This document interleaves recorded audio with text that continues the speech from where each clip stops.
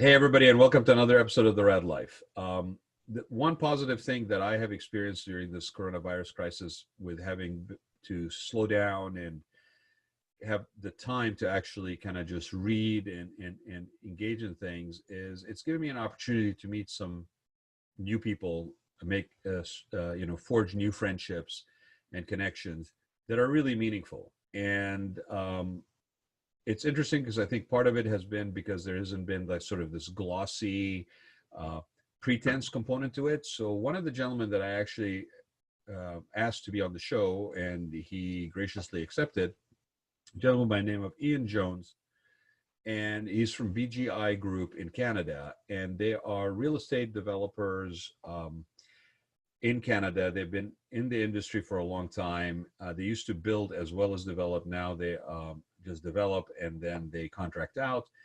But what I liked about Ian's approach, and it was a happenstance reaction to a comment or some posting on LinkedIn that allowed me to get him sort of on my radar, is that we speak the same language when it comes to how things are progressing in multiple industries out there, hospitality, senior housing, just people getting older, multi-unit developments. And I wanted to bring him on to share with everybody what's been going on with them and what he perceives as the next wave coming as from his perspective. So without further ado, allow me to get him out of the waiting room here. Let's see if Ian can join us. Ian, are you there? Yeah, you're. I said that when I had you waiting in the waiting room, I said that one of the things that I feel like was a blessing from this coronavirus period is it allowed me to slow down enough to engage with people that I may know, or maybe 2 degrees of separation from me or something, in a different manner, on a deeper level. It allowed me to basically meet people like yourself and realize that I do have kindred spirits out there in some of the things that we have been doing and the things I've been talking about. I have not been screaming in the wilderness. There's other people out there that speak the same language. And so thank you, first and foremost, for being on the show. I really appreciate you taking the time to do that. Yeah, more than welcome. That's where LinkedIn is good, isn't it? Yeah. When there is good in the internet and there is craziness in the internet, and on occasion, we come up with some golden moments. So I mentioned BGI Group, and that you guys have been in the field of real estate development for quite a while. So if you wouldn't mind, Ian, take a minute and just give people a background on your background, a little bit about BGI, and then we will get to the exciting part that I really want to talk about. Thanks, Raad, very much for having me. Okay, came over from Scotland, Glasgow, Scotland in 1960. Had a couple of brothers here initially, and where are you, Ian? I mentioned Canada, but I didn't say Toronto. Okay. Toronto. Yeah. Went to school for 3 years in Toronto as far as grade 12, and then bailed out because I had to support my mother. And I started work for a general contractor in the fall of '63. I was building Toronto subways and raised expressways and that. So they agreed to pay for estimating courses, etc., as long as I stayed with them for a year. But I did that. I jumped at that, and I joined the Chartered Quantity Surveyors, and you had to pass 21 subjects. So I went to local college, 2 of them, 4 years, 4 nights a week, to pass the 21 subjects that are needed. And what the Chartered Quantity Surveyors do, they design the economics of large-scale projects from concept to completion. So it's basically a developer in waiting. Right. But I spent 4 years working for a big general contractor, one that built the CN Tower in Toronto, and architect that built the big hospitals in Toronto, and a couple of 5-star hotels. So 15 years of that. I guess I woke up one morning and figured everything I'd done for that 15 years is what a developer does. So that's when I formed a development company and been developing ever since. And it's just about every type of asset class, condos, retail, office, university buildings, all of that type of thing. And it was the construction as well as the development. We did our own construction for from 1980 right up to about 5 years ago. And 1995, I'm in the leading edge of the boomers, as you can tell. So in 1995, I knew that this market was coming. So we conceived a large-scale adult lifestyle community in a Toronto suburb. And that's what you see in the picture of our website. That's a total of 10 buildings, and they were condominium adult lifestyle, plus 160 bed. We call them long-term care homes, nursing homes there. I'm just going to put up the website too for those who are following us. That's a shot of the building that Ian is talking about, and here's the website. It's bgigroup.ca. Go ahead, Ian. Sorry, I just want to make sure people are able to follow us. Yeah. That project on the picture, that's the 700 condominiums comprising a total adult lifestyle community in as I say, a Toronto suburb. And we designed it in such a way that we could sell the units, which were the size of a small house, 1,250 square feet at that time, before they started really shrinking. That's a good size. We were selling them locally to couples who could sell their house, buy ours, be mortgage free, and have 50,000 in their pocket. And we sold out the first phase of 200 before we put a shovel in the ground. Wow. The project is now complete. But the point being is that, as far back as 95, my mind was on this whole boomer generation, etc. And that brings us right up to, a couple of years ago. So if you like, I'll take a breath if you have another sort of question before I actually do. And it's funny because you're more seasoned than I am. I'll put it that way. Thank you. We do have probably some qualities that are similar, right? Yeah, I do like it. So congrats. Actually yours looks better than mine. But the reason why I'm saying there's some parallels is I remember being in design school, and for me, design school was almost like a third degree. I did an undergrad in economics. I did a master's in marketing. And then, I was very young when I came to the United States, finished my master's at the age of 20. I tried to get into the sort of the sales side of things on the retail, like iMagnons or Bullocks or whatever it was. And I realized that everybody around me had more sales experience than I did because they've been selling since they had a bicycle route. And coming from overseas, I had nothing. So I ended up going and working for a friend of my dad's. And then the economy crashed in 91, ended up basically at home with my mom. I love her to death, but I needed a little bit of space. So I ended up going to do another undergraduate degree in interior design. And I remember it was about 91, maybe 92, being fascinated by this thing called universal design. And never looked at it as a minimum compliancy situation. It always like, ADA is, I used to say on my old website that, our work begins where ADA compliancy ends. Like that, there's so much opportunity to service that market, whether it be because of physical limitations or age limitations or changing needs as you get older.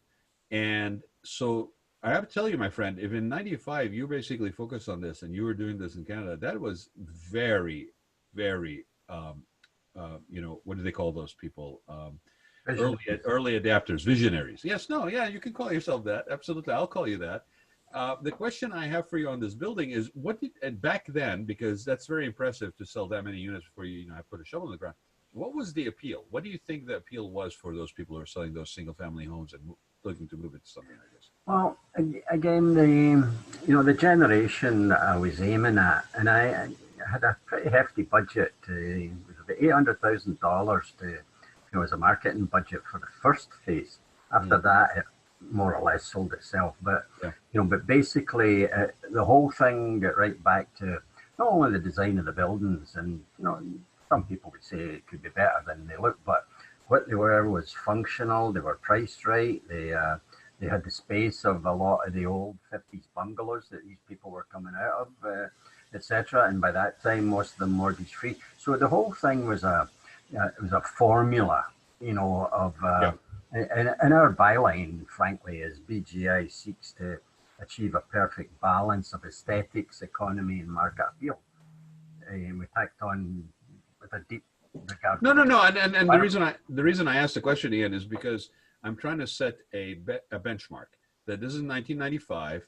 This is the type of property that we're basically putting on the market. This is the appeal of it. And the reason why I'm doing that is because as we progress through the years here, the profile of end user has changed. The profile of people that are concerned about everything from whether my 401k basically survived the last economic downturn to if am I now a sandwich generation?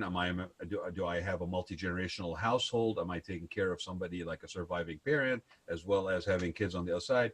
That all these realities started becoming more and more amplified in the last, say, 10 years. And I had the hardest time. I got certified aging in place in 2008. I had to go to Chicago in order to be able to get my classes in any kind of timely manner to be able to get my certification. Because in the state of California, I would have had to wait multiple months and pick this class from here and this class from there in order to get that. It was not anywhere on the radar screen. Nobody wanted to talk about getting older. We don't have change of seasons around here. You guys have change of seasons in Toronto. You put salt on driveways. You take out winter clothes. You put summer clothes. Nobody ages in California. And so this conversation, and it's always been fascinating to me, like the East Coast, Midwest, other places that are maybe larger family, like multi generations within the same family support system. They seem to have adapted to this idea sooner. Here, we are late adapters.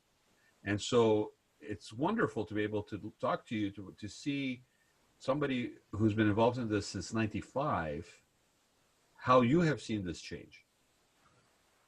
Yeah, well, it gets right down to just the human element, of course. And at that time, obviously, in 1995, people were today's seniors, but they had the same needs and wants and affinities that they wanted back then, and that was living with similar ages, similar interests, etc., etc. But again, with an overriding, how much is this going to cost me, and Mm-hmm. what am I going to get out of it? So Sure. it was conveying value as well as anything else, and I don't mean dollar value. No, no, quality of life value, really, right? Exactly, Yeah. exactly. And it had the 160 bed long term care on the same site. So if one spouse did become ill, it was just a 3-minute walk, to visit them in the long term care. They wouldn't have to be separated. They're still within proximity of one another. Right, right. Yeah. But the units themselves were big enough. They had, again, 2 bedroom, 2 bathroom, and a den. So even to bring in a companion, a living personal care worker, and that, Yeah. it had all that kind of flexibility. So and those units have more than doubled in value, way more than doubled in value, and that's been part of the problem.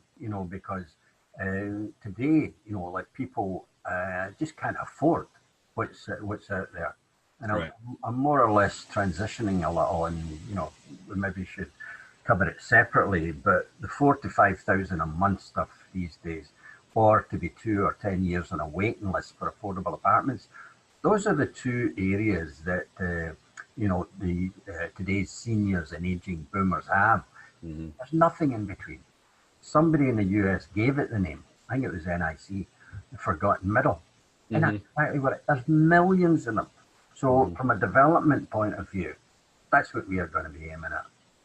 So tell me more about that, because again, what you did in 95, Ian, basically we saw happen here maybe in 2005. I mean, I got to tell you, and I there's a particular project next to me, or within about 30 miles maybe, that was used to be an old I think it was a church, to be honest. I don't know that it was a monastery, but it was a church. It happened to be in a residential area.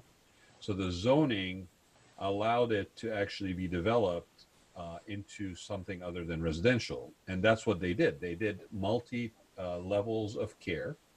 You had everything from independent living to hospice, basically, within this compound.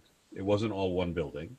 They had a hospitality layer to it, they had the self-playing piano and some lockers in the bar area. There was the approach to the dining hall was not your name on a laminated table mat. It was a hostess station that basically said, hello, how many in your party, Mr. Jones? Would you like the window seat this evening? Or it was a little bit more of that hospitality layering to it.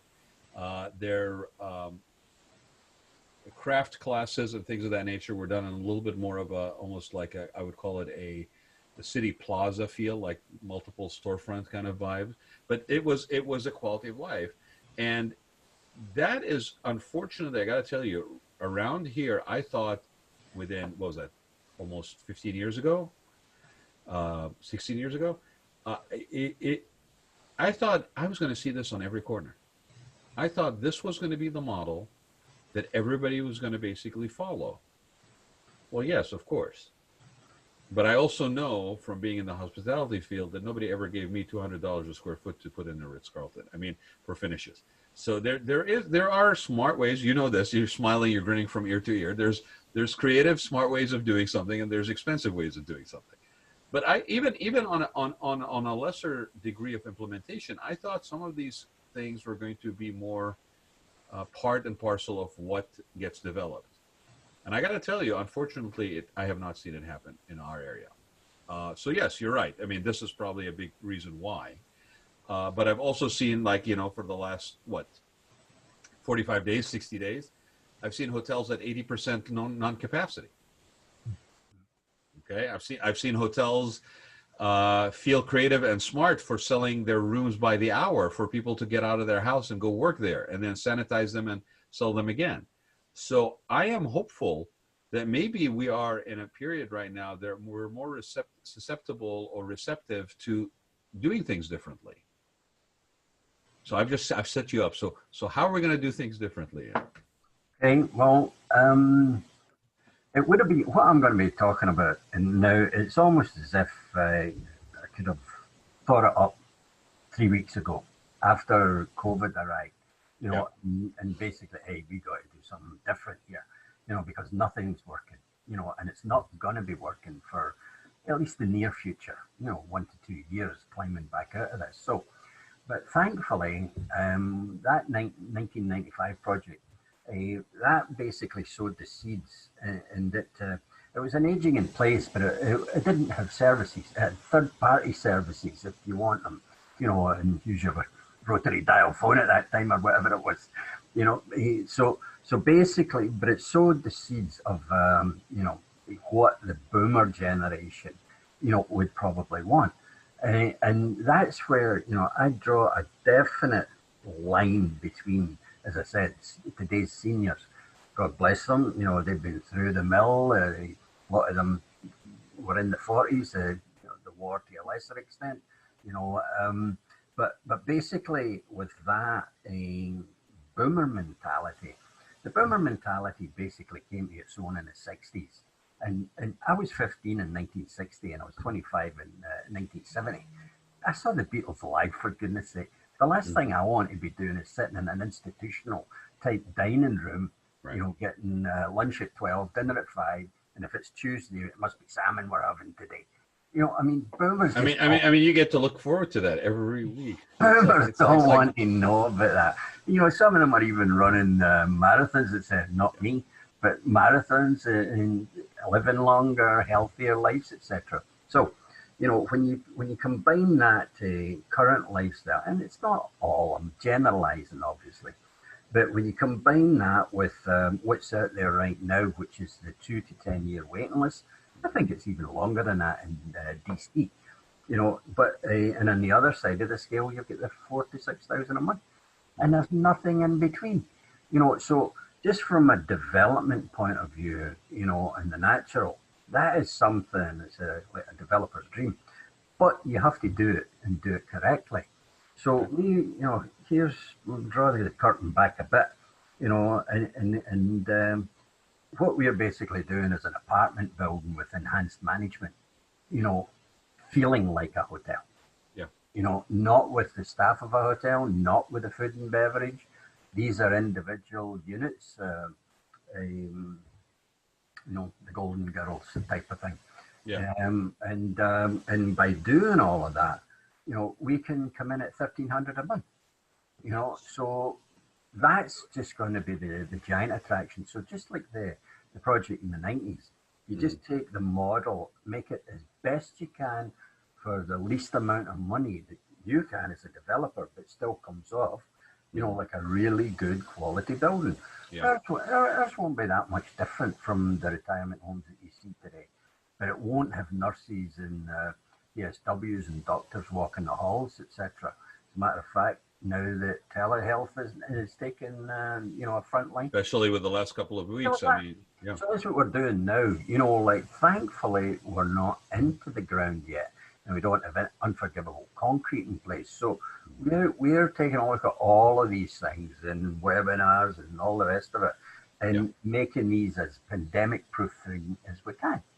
Well, again, it's really a pleasure to talk to you about this because literally I've been kind of consumed with this and I tend to extrapolate. So when you see something and you start applying it to this, like for example, you're talking about the baby boomers. Now, again, I'm a baby boomer wannabe. I missed it by 1 year. So I'm a little bit flippant when I refer to baby boomers sometimes. You're a young guy. But with all the respect in the world, okay, I really do. But when somebody asked me, well, what's the difference? I said, well, baby boomers pretty much shaped every marketing trend known to man since they've been around. They are also very much opinionated and very strong personalities, one degree or the other. Look, he's shaking his head, right? And well, you're even before you are a less diluted version of a baby boomer, right? So, but I used to say that baby boomers, here's a baby boomer. I want it all. I want it now. Why don't I have it already? Now, that was all great until the last economic hit that they took, because a lot of them didn't think that they were going to live as long as they lived. All of a sudden, I'm living longer than I thought I was going to live. Did I put enough money aside in order to last the life that I expected? No, I did not, right? And now whatever money I actually was smart enough to put aside just took a major hit in the economy because of the downturn in the economy. And now my 401k is not worth as much. Now I'm looking at my age, which I thought I was never going to, work another day in my life. I'm looking at the need to work maybe, or the desire to work to find a sense of purpose and sense of achievement and sense of, like being able to accomplish things. Like how much golf can I play? How much looking forward to that salmon on Thursdays can I do, right? I mean, it's just not satisfactory. And I got to tell you, I've seen it because when I started doing this show, the guy who owns the radio station is a bona fide baby boomer. And I use him shamelessly as opposed to try to float the generation, right?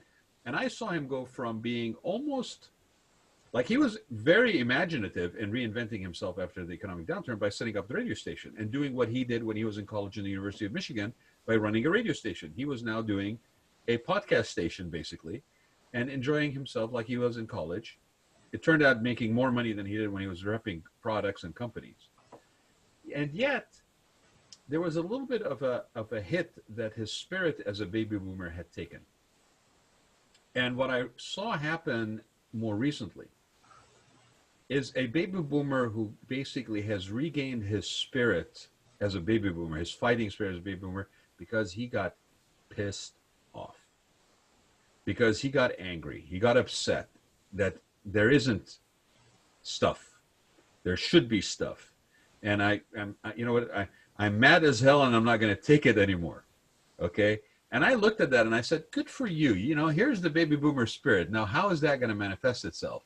And to your point, the $5,000 a month, that's not a possibility anymore. But I still want the quality of life that I think I deserve. I still want the support there. I don't want to see nurses and doctors. I want to do it on my own terms, but if you do telemedicine, I'm listening. I don't want to go to a senior center, but I'll go to a wellness center, right? Well, let me tell you the catalyst that really has brought us into the foreground, just to sort of, I don't know, complete the story. Um, I came up personally. I like to skate. I'm probably a frustrated architect, but I like to think I know better than an architect what the market's looking for.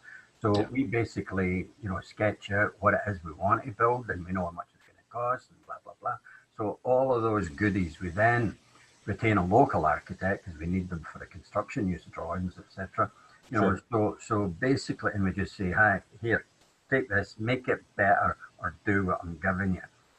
So basically, I did the original sketches for what we're going to do in 2014. But other things got in the way, and I just put it on the side burner.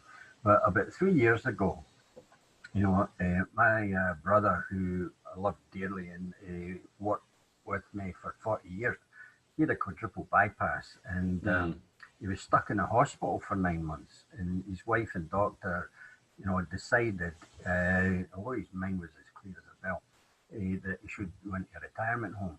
He was stuck in that hospital for 9 months waiting for a bed, and I wasn't really looking that closely, but he lasted, when he got a bed, he lasted in the home for 12 months, and then he passed away. oh, And, sorry. and it was the home didn't help.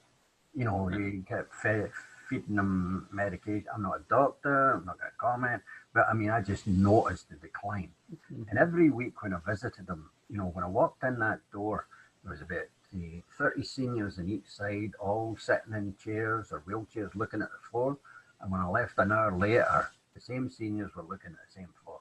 Yeah. The day that he died, when I left that place, I said, someone, I'm going to do something about this, and that was the catalyst, epiphany, that basically brought that concept of 214 back, heavily onto my table. And I decided I'm not going to do anything else. I'm not going to do condos, none of that. I said, this thing I want to see in the market, not just from a development point of view, which there's a multi-million market there for the right product, but I don't want these buildings. I don't need them. I don't want them. So what I'm going to be doing is we source the site, we get it approved, we build it, we fill it, we stabilize it, overview it for a year, and then we turn it over to a local charity or non-profit, and they own it 100% from that point on. But they will get all of that revenue and build up in equity, forever. Because all the charities and non-profits today are starving because the donations have fallen off a cliff. Absolutely. No, This I is mean, this is no. an answer to that, and an answer to the boomer stuff. So Ian, I'll share with you this. I've had a lot of people on the show over the last 5 years, and I will tell you the one common thread between anybody who's involved in the senior industry and what they do, and especially they're very passionate about it, which I would say 99.9% of the people that are involved in the senior industry are very passionate about their calling. It really comes down to a personal catalyst, a personal story. So my condolence for the loss of your brother, but this is very much the sort of the calling that happens. And I been doing this for 5 years. I didn't really have to deal with this very much with my parents until this last year with, chronic medical conditions. My father has dementia, this being sort of isolated away from them because we've been trying to make sure that their health is not in jeopardy by being exposed to their grandkids, to myself, my sister, her family. They're close enough. They're 6 miles away, but I have not really seen them very much of them in the last couple. And when I see them, I can see the impact of isolation and deterioration. And they're living in a beautiful house and all this stuff. So there's a lot of layers to this in terms of quality of life. And best intended housing facilities or bed, like where your brother spent the last year of his life. All the best intentions in the world are not taking some of this stuff into consideration. And I think it's a wonderful opportunity right now for people like you and I to see the amalgamations or the merging of certain disciplines all under one roof, to be able to provide that kind of quality of life for people. And at a price point that actually makes sense, is not, that is manageable, that's doable. And then this added layer that you have brought in, where these now become assets, and sort of sustainability engines for nonprofits that you are absolutely correct are suffering a lot in the last few years from fundraising and funding. That's a very noble mission. So you could almost call it a quest if you're into that kind of stuff, like I am historically. But yes, it's a very noble calling, and so I commend you highly. How far have you gotten with this so far? I mean, is it something that's relatively new? Are you well underway? Where are you at with it? We've got 4 designs that are done and ready, so we're sourcing the sites that can accommodate those. We figure that any community of 20,000 population and up, whether it's Canada or the US, will support at least one of these buildings. Sure. And because the demographics are 20%, of that population. And by the way, on that Brampton one, the 95, 4,000 people came through the centre for the 200 units. We didn't mind at all that 3,800 didn't buy. 200 did, and it got built. The same applies here. Yeah. What we're talking about isn't for everybody, but it will be, for sure, for enough that will get these things built. I always remind my real estate friends that basically are wanting to blanket as many people as possible. That all it takes is one person to buy. Right. So basically, and so much so, we believe in it so much so, is we copyrighted the entire concept, not just the design. Smart. The entire concept in 2018 in Canada and the US. And just another piece of trivia, both of those are signatories to the Berne Convention Treaty, which covers it in 150 countries. We're not under any illusion that we can, anywhere meet this demand that we know is coming up. Yeah. But we'll license it to other developer builders who have got a similar, social conscience mindset. So, Ian, let's delve a little bit deeper on the concept, whatever you're at liberty of sharing. But, we talked about the fact that it's a multi-unit in principle, right? That it has sort of some basic hospitality flavor to it, maybe, and that it is geared towards the full-on baby boomer, basically. The profile of user, if you will, or buyer, is a baby boomer. What are some of the things, other than the fact that this would be something that would get handed over or donated, if you will, to a nonprofit later as an asset? What are some of the things that you're excited about that are part of this matrix that you're offering? Okay, we've restricted, incidentally, whether it's seniors or boomers, they don't like buildings. Either label too. Right, they don't like buildings above 6 floors, because that's beyond what the fire escape, the fireman's ladder will reach. So, that's just a sort of a humorous side, although it's not. So our model is 3 to 6 story. They're about 60 to 100,000 square feet. They'll accommodate about 100 to 300 residents. Mm-hmm. We're doing them on a 10-year occupancy agreement. We're not doing them on a month-to-month or 1 or 2 year lease. Sure. We're doing them in 10-year with a 30-day cancellation. So it gives the resident the security of tenure, but they can check out early. Is that the right? So basically, on all of that legal side and everything, we're trying to make that and check all the boxes there. So in each building, it would have a culinary kitchen on the ground floor. We've deleted suites on the ground floor. Okay. A culinary kitchen, and we'll just have you look at that with spacing and everything. And separately, a learning lab, for entrepreneurial mindsets, that the boomers have. Brilliant. There's also there's a director, somebody on social, and a lot of that will be online.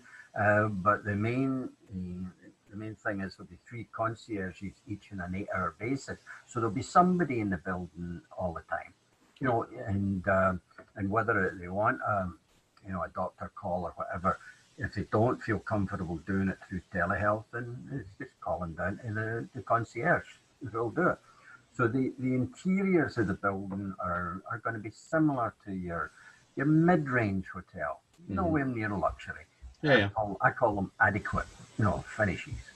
And these will be furnished, by the way, and we're furnishing them retro to the 60s. And when people come out of their hallways, they're going to hear, music that they in the background that they all know. yeah. So it's that whole experience, because it's to basically instill them with joy.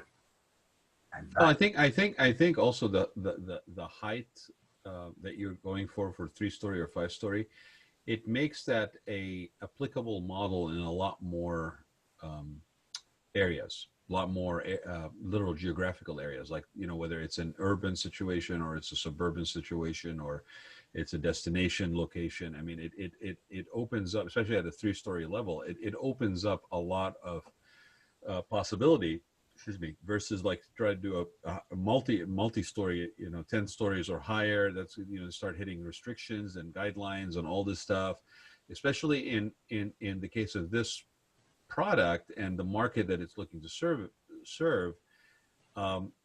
A lot of people are going to want to have sort of a desirable destination to a certain extent. They don't want to be shoved over to an area which is basically commercial zoning only or something of that nature, ideally, right? So it's actually a very smart calibration in terms of scale and size. I really love the idea of the sort of the entrepreneur incubator, because I think that is super smart on 2 levels at least. One, that the person who is of a certain age may want another encore career or want to pursue another something as a passion pursuit.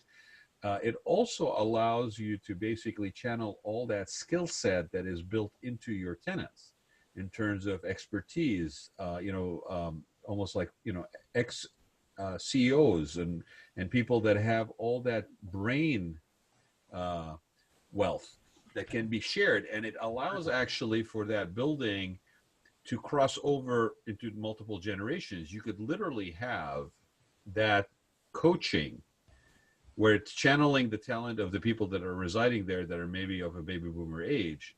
And it could actually provide that as a marketable tool, sellable tool, training tool to other people in the community, which makes that building now even more vested in the community's success beyond the people that just live there.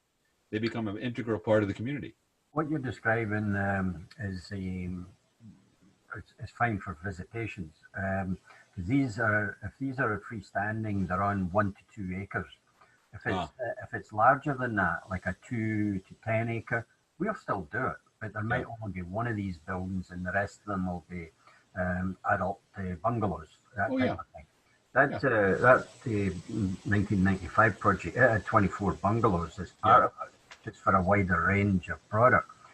So that's the type of thing. And we've even got plans for intergenerational, but you don't mix them in the same building. And I'll give you just a lot. Oh, not in terms of residential. I was just thinking because, I mean, I keep running parallels in between baby boomers and actually, because I used to teach Gen Z and millennial. And believe you me, when I walked into a classroom and I thought everybody in there was a millennial, and it turned out that they were all Gen Zers, I felt very old very quickly, right? But there are certain characteristics between millennials and baby boomers that are the same in terms of social consciousness, in terms of engagement and involvement, in terms of commitment to causes. It manifests itself differently, whereas maybe with the boomer generation it was more of an in-person exercise, whereas in the millennial generation it's a little more of an electronic situation. But it's always fascinated me, the idea of actually bringing millennials and boomers together.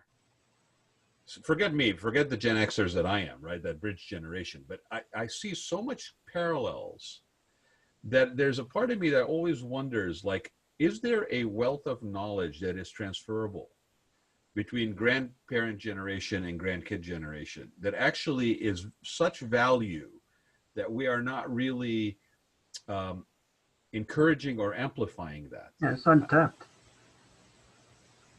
I mean, it's right there, right? I mean, if nothing else, grandkids and grandparents have a better relationship usually than parents and kids. So, skip that middle ground. But I mean, because I've had them on my show, I've had millennials on the show that that are entrepreneurial, that are uh, the furthest thing from sort of that lazy label they get of being sort of non-committed and lazy, whatever. They are committed. They are imaginative. They are, go-getters. They're willing to dig their heels and stand their grounds and fight for something they believe in. It reminds me very much of at least the nostalgic packaging that baby boomers got.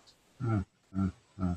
So, but I'm thrilled. So, where are you thinking that this project that first one will be? Will it be in your neck of the woods, basically? Yeah, yeah. Okay. We're negotiating on 3 sites right now, just outside Toronto. We're not touching inside the GT Greater Toronto right now because the Yeah. prices were just nuts, and they still are until this COVID reality sets in. The satellite cities outside of Toronto is where we're concentrating because land value, like an acre of land in Toronto for what I've described would probably be 4 million. Outside Toronto, it'd be 1.5. Wow, that's a big difference. So this is all obviously has to factor into our pro formas because I want to make sure that we maintain a going in rate at 1,300 a month. Yeah.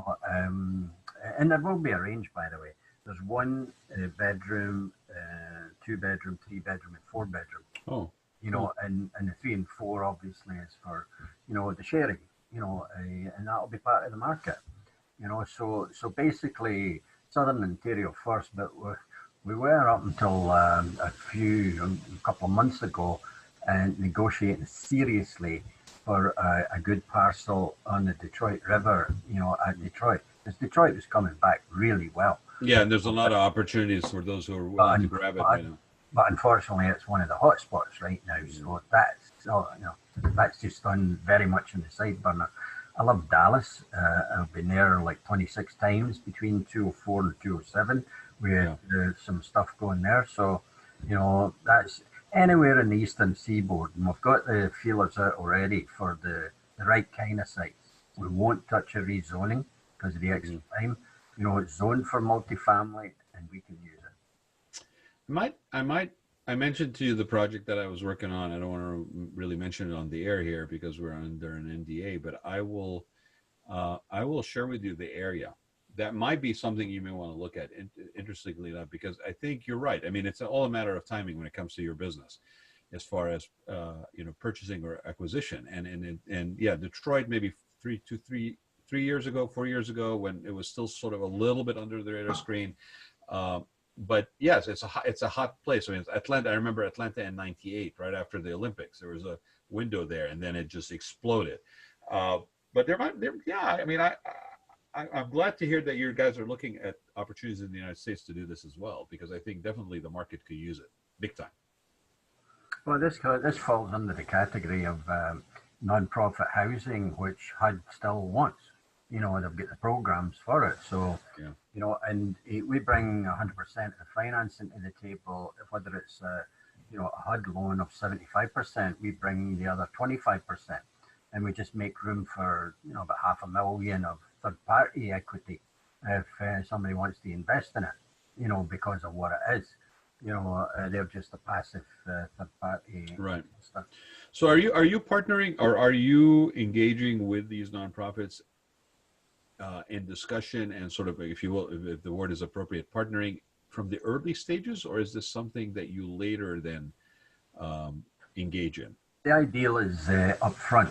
As a matter of fact, if there's a church that has excess land and it happens to have dual zoning, institutional and residential, we're talking to a couple of them right now, and basically we'd enter into a turnkey agreement. We show them everything that's going to happen, the lines and everything. They sign off in it. They go away. We do our thing and give them a report once a month. And then when we've stabilized it, and we turn it over, and about a year after that, when the bugs are worked out, and then we walk from it, Yeah. So, Ian, again, I'm almost asking you like for a shopping list of stuff, because I have a couple of things in mind right now already of one, and I'm asking these questions kind of from the perspective of there may be a few people that I could maybe send your way to talk about this. I could find it interesting as well on their side. What about things like transportation, proximity to access services, things of that nature, hospitals, major? I mean, are you looking at those as part of your decision making too? Well, that's by far the preference. I mean, the walkability score would be great if it's between 90 and 95. Yeah. If it's not, we'll be providing the parking that the zoning requires, etc. Zip car or whatever it takes. Trying to stay away from heavy expense things like a 12-seater bus that a seniors home would require, but the boomers don't, as a rule. So, yeah, I mean, it's better if it's within the urban boundary, not, out in the field, just beyond the urban boundary. So this is all the boxes we look to check, and the nearer a hospital, the better, or at least the doctors / clinics, etc. The other thing that you guys might be bringing to the table as well is that if there's been, this is a big push from a lot of places, is this sort of mixed use and walkability, sort of that sort of reinvigoration of sort of a Main Street USA, if you will, idea. You said that, walkability scores, high scores of walkability, 95 or so would be ideal. I have seen situations, not necessarily with this kind of development, but with sort of urban revitalization retail, like adaptive reuse, where the walkability was a byproduct of a development. And I would not be surprised if you guys are going about this, that if it's a city that is, for example, really keen on having more of a walkability, more of a pedestrian kind of friendly vibe, that you could be a catalyst project to make that happen within their overall. Sorry? That's what we're talking to the city of Myrtle Beach on, exactly that, for their downtown core there, to get away from hospitality. Not to get away from hospitality, but well, it's still hospitality. What you're proposing is, in my mind, and I keep reminding people that the origin of the word hospitality comes from the Hospitaller Knights, right? That basically protected the pilgrims to the Holy Land. So hospitality is from the Hospitallers, and so you are actually closer to the origin in what you're proposing, because there's a care component and a sort of a protective of a vulnerable population component by providing this thing, including the fact that it's benefiting the nonprofit. So yes, hospitality comes from Hospitallers. Along the way, with the glitzy, vases on the counters, we may have forgotten a little bit of that heritage, but it's very much alive and well when you start mixing these, and the layer of wellness and preventive medicine and sort of all that programming that can now be basically offered to a property like yours. Oh, and by the way, each project will have, if it's a 3-story building, it'll be 3.5, and the piece that isn't built will be a roof terrace with planters, for whatever vegetables and that, and a rooftop cinema. Which again depends on climate, etc. But it's all of these sorts of things, and the cinema obviously is tied into the internet for classes as well as movies. Oh yeah, I mean, I don't know if you saw, I shared a posting on LinkedIn last week where the restaurants have basically turned their parking lots in some cases to the old, a very small footprint version of the old drive-in movie theaters. Where they basically were projecting movies on the walls on the outside, since they can't seat people inside, and everybody in their parking lot was in their cars. And this day and age, I mean, you could just do everything on Bluetooth, so you don't even need to have the big That's right. speakers that sit on your window. You used to drive away with. Right, which you drove away with, right? This is somebody's houses that's got some of them in there. The other thing is, it's a restaurant that's trying to stay in operation for delivery, right? So you literally get delivery to the parking lot, and then you sit there and watch a movie. I mean, having a roof deck that allows you to do that, I'll tell you, if those buildings were there today, and you had seniors that were sequestering because of COVID, there's a lot more quality of life still going on in that building, even under a crisis. So, yeah. For $1,300 a month, they get 15 by 20. They get a 4-piece bathroom. They get a mini fridge, a microwave, a TV, and the furnishings. And and a double bed, etc. So that's they get all of that, as well as the large living room, dining room, if they want to congregate in that unit. Right. Each unit's about 16 or 1800 square feet. Yeah, throw in some programming that is not trying to make everybody basically work on a puzzle. I mean, I remember before the COVID, I went and visited a adult daycare that is run by Senior Serve, which is now Meals on Wheels Orange County, that are friends of mine, and they were excited about the fact that they had initiated a boxing program. There was a boxing. There was a boxing bag. There was a boxing bag, and Good. no, they weren't boxing each other. Right? That wasn't it wasn't a ring format, but there was a punching bag, and they couldn't. They were so excited that the people that were there, and they ranged in age. And one gentleman was a little bit on the younger side, but he had some difficulties. When I started talking to him, I found out that he was actually a ranked boxer, amateur boxer in Syria for a while. And there was this other gentleman, and in one case there was a lady who was sitting even in the chair, and she was taking the hits on the back. They were all so excited. They were like kids with a new toy. And so up till that point, I didn't even think, well, myopically, I'm like, senior. Why would a senior be boxing, right? I came out of there, Ian, and I have a gentleman who actually has a very popular boxing circuit boxing gym. It's almost like spin cycles. It's the same thing, but with boxing bags. Okay. And they are probably within a 30-mile distance of each other. And this guy is very much also very, very community conscious, very, very socially responsibility kind of conscious, very involved, philanthropical, and I connected the two of them together. And he was a for-profit and a non-profit that was servicing seniors, and basically there was a win-win synergy for everybody to provide this kind of alternative offering for a population of people that, No, that's what I prefer, a win-win, but we've added another win into our mix. These buildings will be built what's called passive house standards, and there's only about 2,000 passive house designed projects in the US. What is passive house? It's an energy efficiency. Everybody's heard the LEED, but this is LEED on steroids, and there's over 50,000 of these buildings in Europe that have been in existence for over 30 years. It reduces the energy by 80 to 90% that a building consumes. So these buildings will also reduce the carbon footprint, and we've absorbed that cost into the cost of what we're talking about. Is it just how it is constructed, the material and the design? Triple glazed windows, better air changes. Matter of fact, with the HEPA filters, it gets rid of all the pathogens. Well, most of them. So it's all of that whole how it's built, healthy building. So just as we're concluding this, so that is also a part of what factoring into your decisions and your reality. I would think even more acutely now after the COVID, right? There's sort of the built environment has to meet certain maybe higher than what we used to consider as acceptable. Those minimums, we have to go higher than the minimums now. Yep.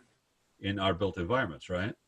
Yeah, and as a developer that's done a lot of this, we can absorb what you've described and just make changes in other areas that might have been more cosmetic. Yeah. But the bottom line is it will satisfy the questions that are going to come up from potential residents or their kids, about their parents living in these places.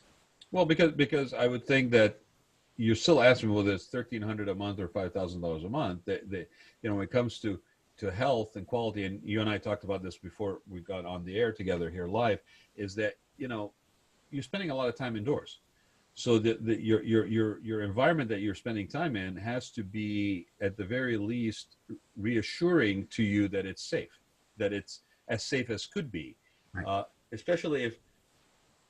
I mean, you imagine like you've been sequestered at home for the last 60 days, but the quality of the air quality in your home is actually subpar. You got to ask yourself, which is worse, that I'm basically inside an environment that doesn't have those or is built to the minimums, Yeah, I'm really excited. I mean, this has been a real challenge to all of us, and I don't think anybody on the planet, unless you were too young to really remember, will ever forget that we were communally all, sequestered for 60 days or so. When Well, Kennedy was shot. yeah, it's exactly, and even more so, I think, than 9/11, because it is a global phenomenon. Yeah. Yeah. Like you could be sitting in Malaysia in a little coffee shop tomorrow, or a year from now, or 2 years from now, and somebody is sitting at a table next to you, and you strike a conversation with them with simply saying, "So, what was it like for you during COVID?" You don't know the person from Adam, but you have a common thread, a common shared experience with almost everybody on the planet right now. Yeah. Ian, yeah, go ahead, finish. I was just going to say in closing, if you are, Yeah. you may not be a boomer, but your sign behind you is straight out of my living room wall in 1965. So. And that has been, well, I used to say that I was born 10 years too late. Okay. The things that appeal to me, the things that, and a lot of time, a lot of my friends, well, most of my life have been older, and I grew up on my dad's LP records and the history books and the biographies and World War II and Zane Grey and Tom Nix and Louis L'Amour and Frankie Lane, and the list goes on. And when you start mixing all of that Western paraphernalia, and you say that I was exposed to it in Kuwait, so you take that to the next level, right? I was listening to Ring of Fire when I was in high school in Kuwait, right? I appreciate you pointing that out, because I have been asked multiple times to change the logo of my show, and I was like, I am not changing the logo of my show. That is my logo from 5 years ago. Not if you're aiming at boomers. Thank you, my friend. I really appreciate taking the time, Ian. You're welcome. I look forward to continuing our building this relationship, and I'm sure we will be having a lot more conversations than this one only. Yeah, we won't give up. Thank you, Ian. You take care. Be safe, my friend. Thanks, man. Bye-bye. All right. Bye-bye.